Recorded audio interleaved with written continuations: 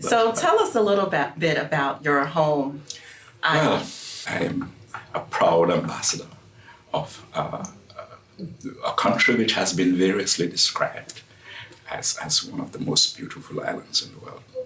We have, for example, still the only vibrant population of indigenous people in the Eastern Caribbean.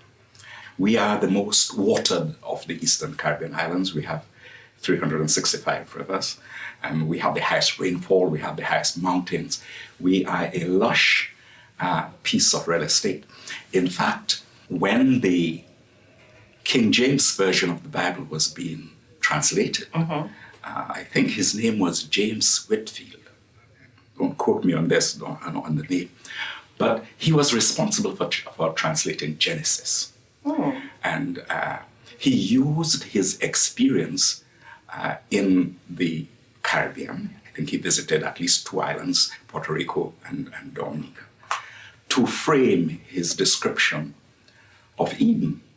Wow. And the historians who have written about this say that the entries he made in his diary about Dominica are mimicked, captured to some extent, in his description of Eden in Genesis. That is my country. So you're very proud of your country. So you have Eden. I also hear you have the Fountain of Youth there. But that's just it. We also, I think, after Canada, we have one of the most vaunted reputations in terms of longevity. You know, we have per population. You know, we have the highest number of centenarians. You know, we consider ourselves an island of the future. And recently we have done quite a bit of work, at least preliminary work, on geothermal energy. So in time, we are likely to be not just self-sufficient in energy, but we're likely to be an energy exporter. You mentioned a very important word, future.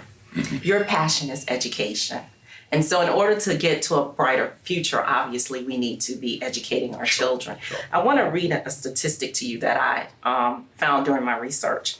Some 75 million children around the world do not have access to basic education.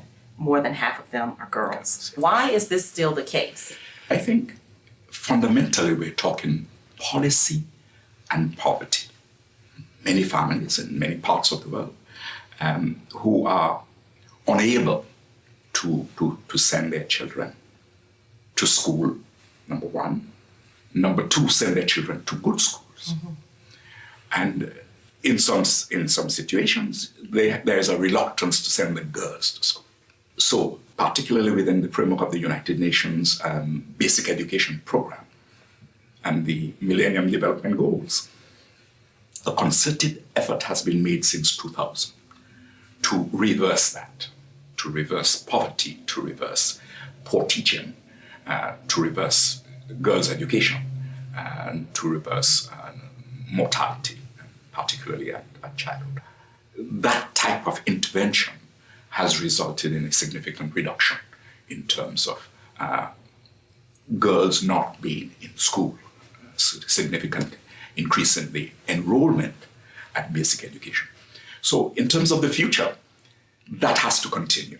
So strategically, who do we start with to improve the system? That's why we have government. When all else fails, government must be there. It is a sacred obligation, and for the Caribbean, a sacred expectation.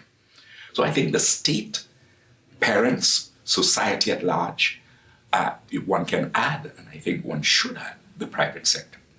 Because I think it's a little troublesome if you have a situation where your private sector is not engaged in the preparation of your students, but at the same time, at the end of the road, they complain that the students are inadequately prepared. So the paradigm, I think, is changing.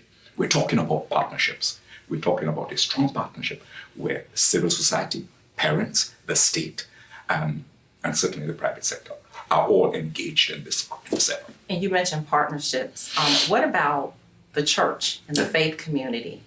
how can they partner with these other organizations to help improve education?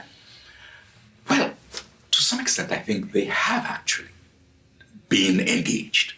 If you look at a country like Dominica, historically, the churches were the first entities to step up the plate after slavery and insist that, number one, reading is important and schools are important. But the church is important, I think, for another reason.